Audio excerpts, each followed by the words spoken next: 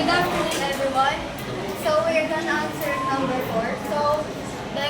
So, kailangan natin hanapin yung equation of the tangent line. So, bago makuha yon, kailangan muna natin hanapin yung slope. So, ang formula ng slope is slope.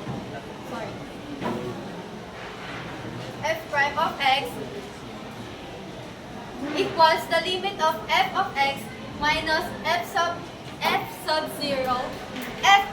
sub 0 all over x minus x sub 0 as x approaches x sub 0.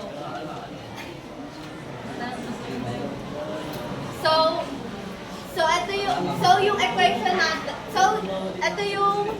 yung x squared minus x cubed is yung f of x. Then since negative 4 yung f of x sub 0 natin, so magiging positive yung 4. Then yung x constant lang siya, and yung x sub 0 is 2. So ipa-factor muna natin yung x. So maglalagay tayo dalawang x, then babawasan natin ng isang value yung cube. So magiging negative x squared lang siya doon. Then since 4 yung ipa-factor, magiging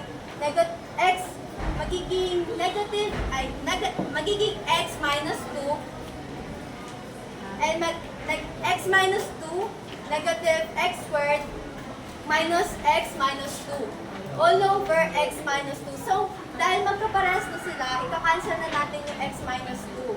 So ang matitira na lang is negative x squared minus x minus 2. So ida-direct substitute na natin sila. So magiging negative 2 squared minus 2. So ang Negative dapat yung 4. So yung 4 negative siya.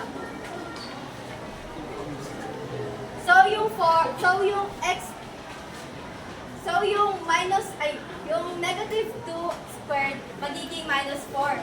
And bababa lang yung dalawang 2. So ang magiging, pag pinag-add sila, magiging negative 8. So dahil nakuha na natin.